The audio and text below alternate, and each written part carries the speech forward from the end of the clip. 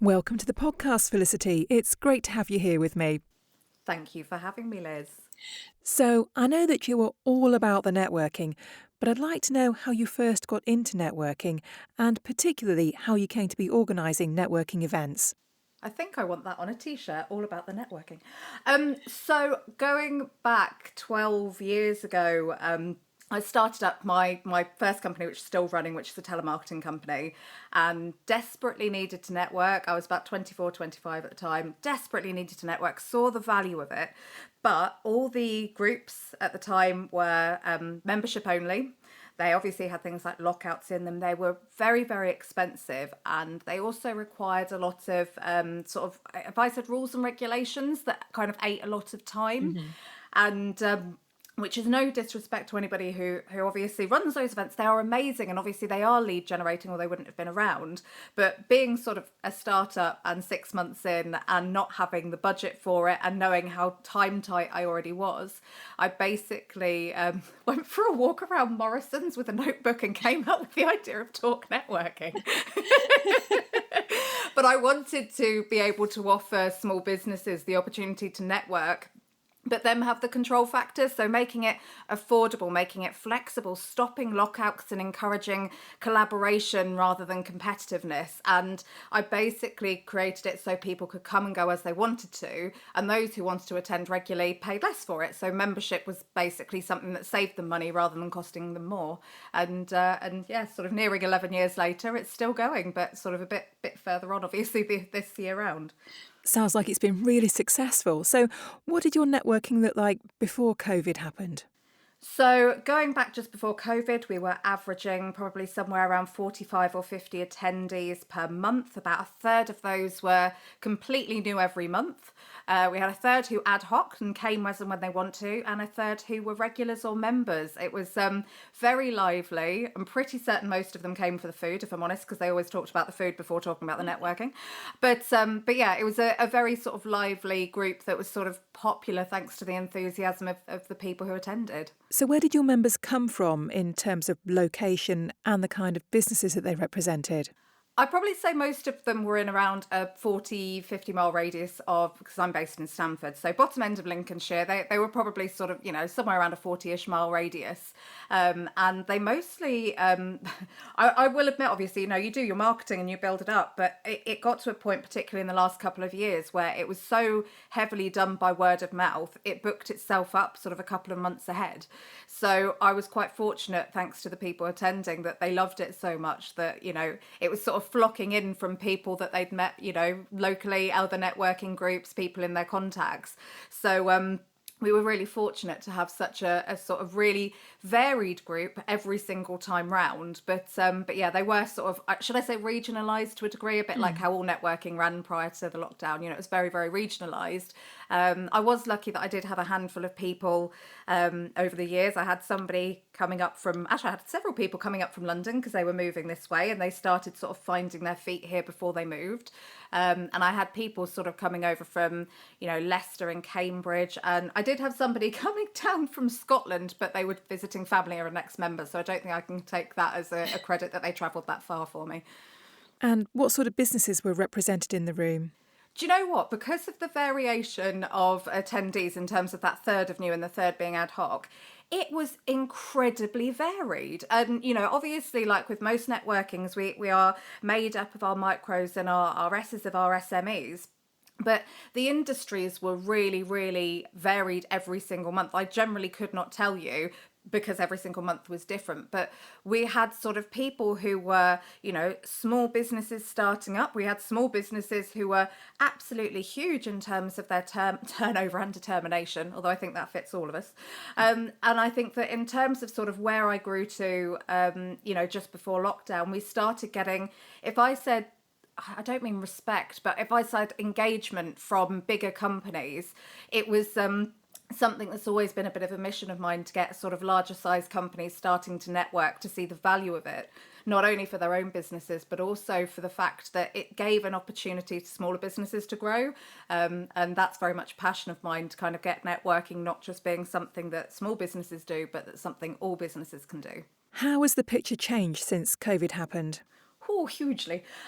So reverting back to last March, I did sit there with my head in my hands, just wondering what the heck was going to happen for my SMEs, my networkers.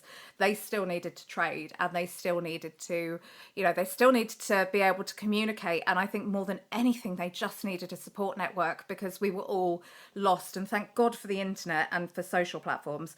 So I very swiftly got online and I went, I know I've used Zoom on somebody else's meeting before. I'll go and set up a Zoom meeting. And I set it up to... It was very quickly done originally, in terms of that I wanted to create an event that got people together. And I expected about 10 people, and 56 turned up. And then very quickly I realised that it was quite a needed service, and I started putting on these events every fortnight, for doing them for free. Still am, I'm running them for free till April, but I wanted to be able to keep people connected. And I think the most amazing thing is I've more or less consistently stayed at around 60 attendees at each event. But I think more amazing to that is that format that I had, when we were face to face, has remained with Talk Networking. So it's been, that third of new, that third who ad hoc, and those third of regulars. And I was quite amazed by that, because I didn't know whether that would follow through online, but it definitely has. And then, as you know, it sort of expanded a bit further than that once I got to grips with the whole concept of online networking. So just describe the Talk Networking event for us. How does that work? So online, which I mean it politely, but it's the most basic of all of the formats. It basically is what I deem a big pitch event. And I changed its format a little while ago, because I don't know about you, but I like online networking when it's engaged. And I think that if you are off sending an email, replying to that text message, putting your camera off and taking that phone call, there's actually no point in you being there. So online's format is where I get up to 60 businesses along. And we are fully engaged throughout the entire event. And we each have 45 seconds where we are able to pitch about our business. But I was going to say demand, that sounds very bossy. I encourage the networkers to down tools and make the most of the 90 minutes by listening. And whilst they are there and they are listening and they're engaged, they're actually seeing the opportunities of the right people to meet with, setting up the right meetings with the right people, doing it there on the spot. It's not scribbled down on a piece of paper. We are actually physically doing it in the meeting. I also get people sharing testimonials, which is amazing, because as soon as somebody shares a testimonial, it sets off this wave of meetings all being set up, which is quite phenomenal to see. And lastly, we also work on referrals at the end, which I think are a key asset to networking. So it's a very simplistic format, but I think that extra bossy school teacher version of Felicity, getting you guys to actually kind of engage and make the most of that 90 minutes, it kind of changes the way that format works. So basic but productive. And you make use of the chat box, don't you, in terms of sharing testimonials and so on? So that's where all of those meetings are organised. That's where all of the testimonials are given. That's where our referrals come from.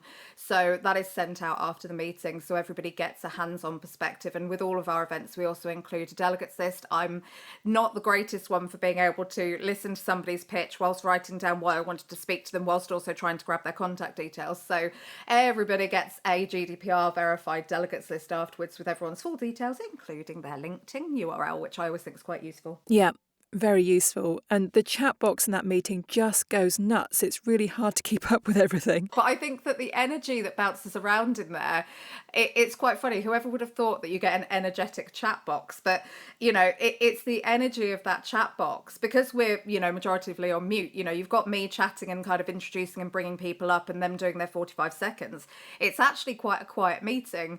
But you wouldn't feel that for the sake of the fact that chat box is bouncing around, not just with, people requesting meetings, which triggered off other people requesting meetings, which triggers off those testimonials, and then more meetings being triggered. But it's actually the ability to have such a sense of humour from, a group of 60 on a chat box. It's really strange, but it works really, really nicely. It's great, great fun for what I would deem almost a silent meeting. Yeah, it is great fun. Now, you also organise some other kinds of networking that are paid for. Can you talk us through what tables and mingle are and explain why you wanted to set up some different kinds of networking events? Yeah, of course. So I did go off on a bit of a tangent. Watching, I mean, it literally only took me about 2 or 3 sessions maximum from running online to realise that everybody needed a bit more. And if I focus on Mingle first, just because that was the original trigger, basically, Mingle, I realised that everybody needed more opportunity to speak. Being on mute is not necessarily everybody's cup of tea. We love communicating and we love mingling, we love that chatting part.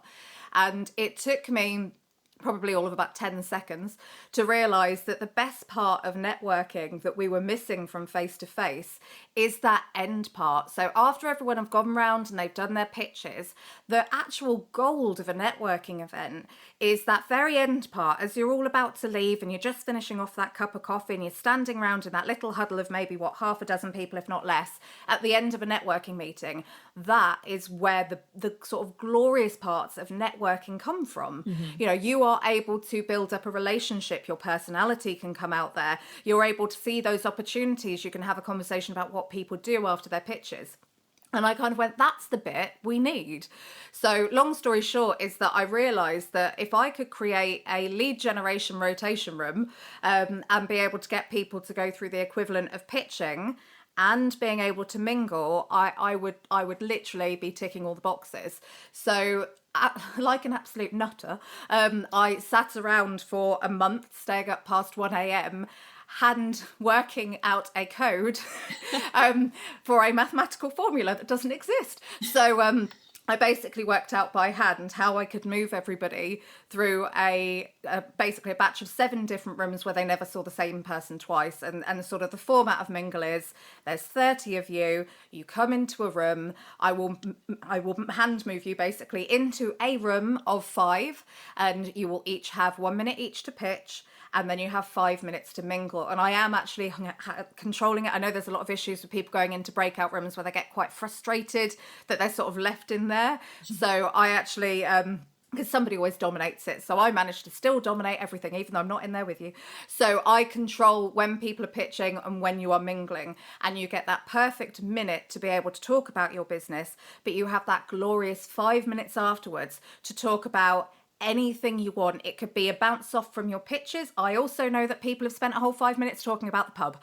So it's been anything and everything. And then I take you out of that room and I put you into another and I do it 7 times over. So you actually meet new people in each room. You meet over 75% of the attendees. And I deem this not only a lead generation form of online networking, but in actuality, I consider it better than face-to-face because we were terrible for it of standing with the same group of people at the end of a networking event. So if you even were in a room of 50, you still only would have met 5 of them if you were lucky. So this is brilliant because you're actually getting through to 75% of the attendees. And that format actually triggered off tables, which is the other one obviously that you just mentioned. So tables is where I hadn't really considered people who don't like pitching. I'd left you all out for a decade, I'm terrible, but it was leaving out people who didn't like pitching, and I really wanted to conquer that awkwardness of face-to-face networking. So when we're face-to-face, we will stand with our little group of people and we will be in that huddle, but we cannot leave it because we're terribly British and we think that they'll think we're rude. And you never end up backing away. So you may stand in the most boring or pointless conversation whilst desperately staring at another group of people or somebody you want to catch hold of, but you don't, because we want to be polite and not considered rude. And even more so, you might want to join a group of people that's your like sort of ideal group. You want to be in there, but you dare not go and join them because it's awkward. And tables basically gave back online networking a level of independence. You're not sitting on Zoom, it's a new platform. You are able to move around at your own time, at your own pace. And it got rid of not only pitching, but also that rude and awkward feeling. So you can join a table and get acknowledged. You can leave a table without anyone considering you being rude, whilst having sort of conversations with up to 50 people, but you only ever see 3 other faces at maximum at a time. So it gave you a far more relaxed environment that you had complete control in. And that sort of is very simplistic as to what it is, but it basically is very similar to face-to-face networking with what I deem a few bonuses for making it online. I have to say I agree. I think it's much easier in the virtual world to meet more of the people in the room. At a physical event, you often talk to the same few people that you know because you gravitate towards people that you know. But that's not what you've gone for. That's not why you've paid to be there. So I do think it works better in the virtual world. I completely agree. I think that it's not something I could consider. I can't say I was sitting there twiddling my thumbs over the concept of online networking, but having taken advantage of what it is, the bit that gets me is we were so regionalized before, and I have seen more opportunities arise by being just that little bit further afield. You know, we've got people bouncing around now from all over the country, but we also now have attendees from South Africa, Spain, America.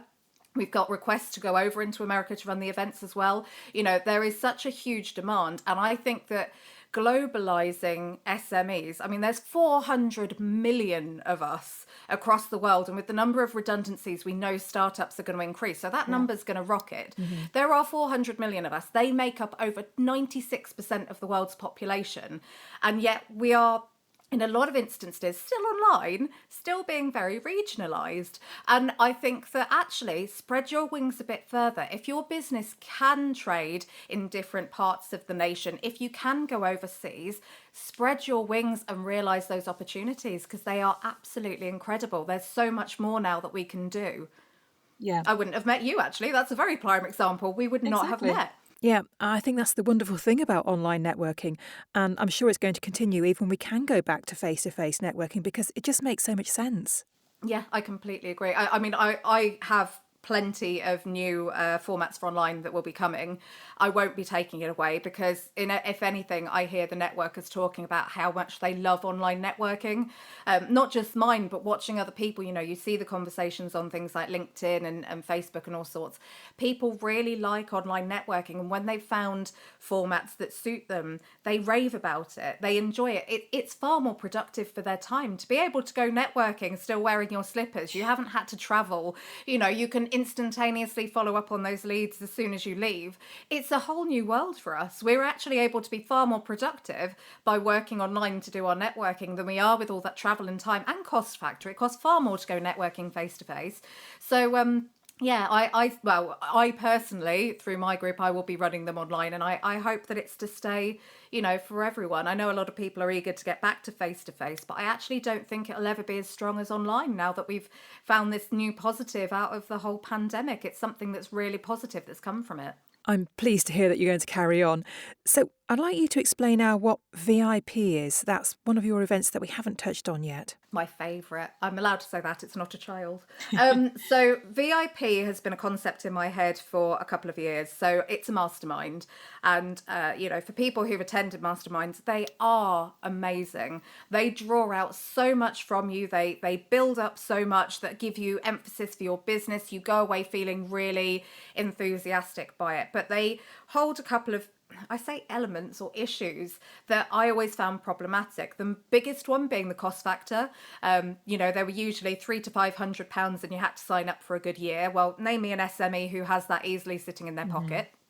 But also the time factor.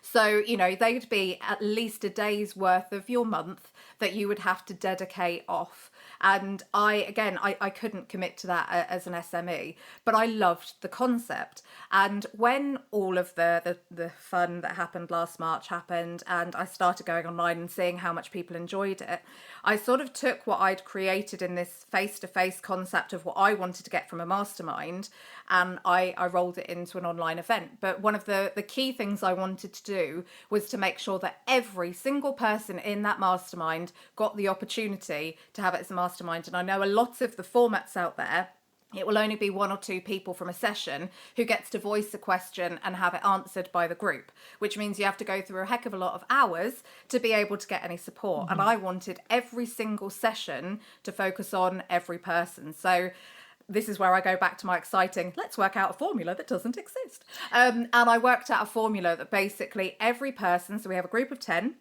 they all have 2.5 minutes to talk about their business, and they get detail to kind of share whether it's one area of their business they're focused on, whether they want to talk about the whole lot of it, and they get to include maybe a question.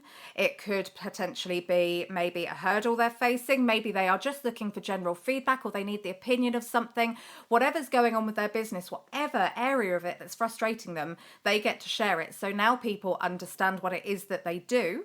They've all been engaged listening, because they can't not, because that question's about to get thrown at them, and now those people are going to help resolve it. And they resolve it from their opinions, perspectives, likes, dislikes, connections, career history, all of it all rolls into one. And each person gives up to 90 seconds where they are able to throw in as much as they possibly can. And going through 9 people, having 9 people's perspectives, multiple perspectives, ideas, opinions, connections, it gives so much back. And it's not only now given you that sort of almost business coaching perspective where you're able to actually go and action things to change your problem, but you now have these people understanding you. They've now become your leads. They also can refer you really, really well. So your referrals have increased and become crystal clear. The quality's increased.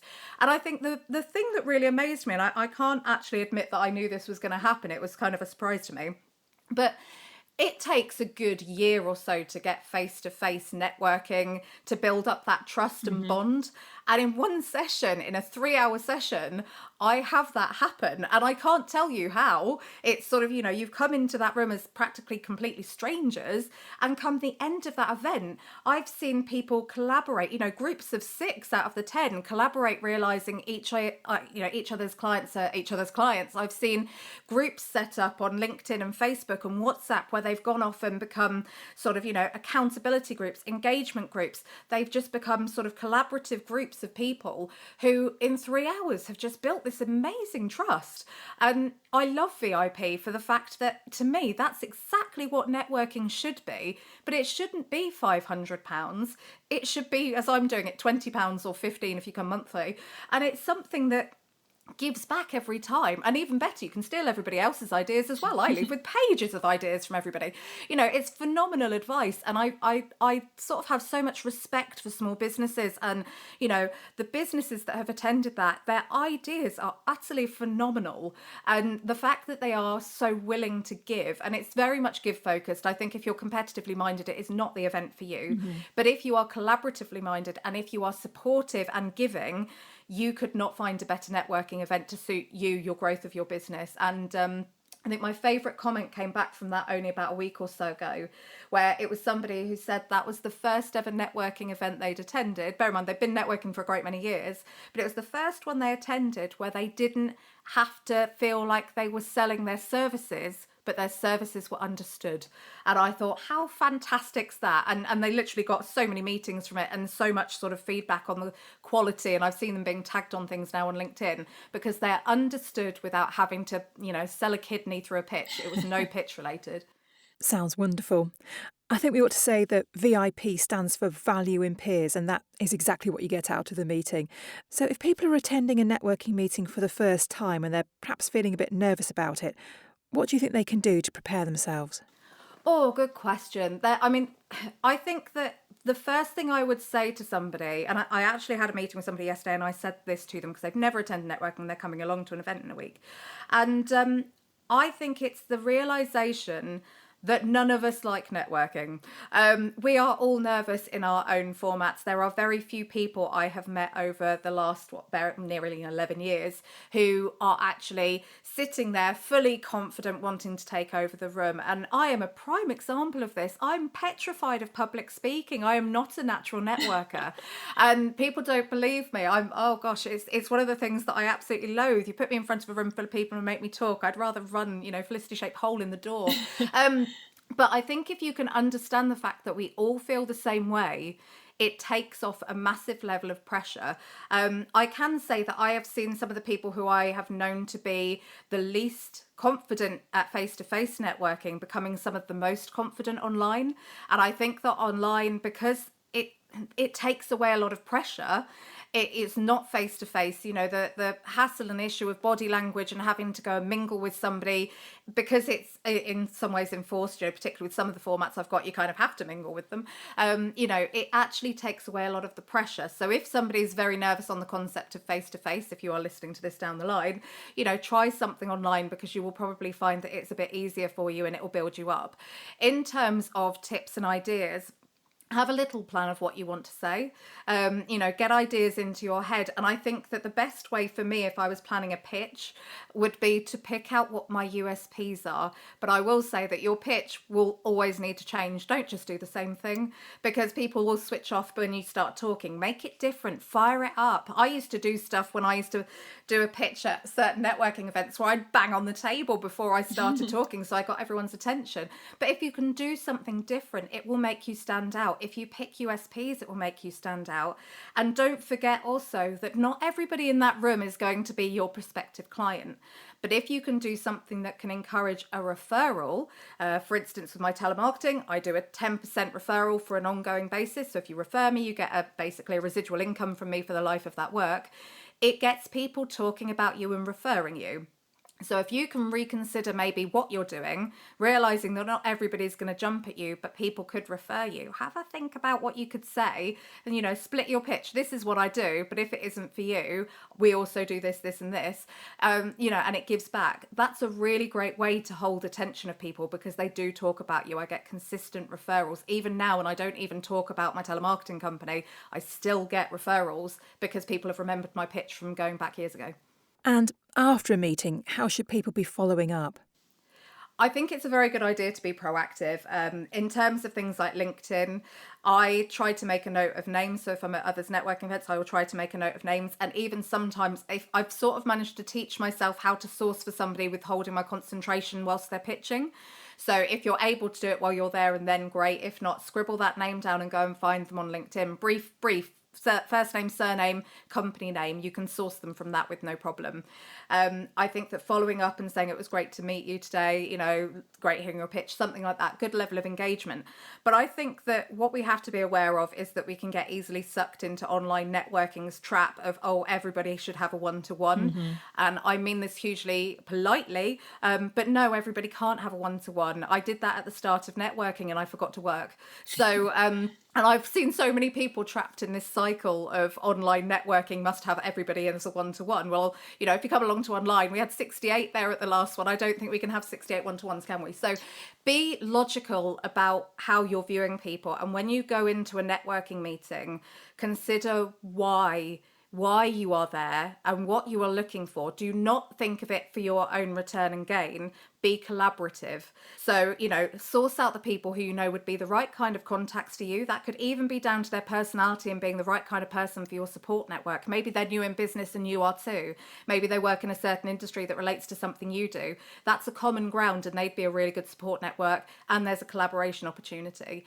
But be logical about your one-to-ones and see people as, individuals. You can catch up with, people for a great laugh later. But if you're trying to be productive with your business, be collaborative, be, I suppose, in the right mind frame before you start that networking event to seek whether that's, opportunities of leads, whether that's opportunities of collaboration or opportunities of support network. But have them in mind and don't consider everybody to be somebody to pin down for a one-to-one. I think that's really good advice.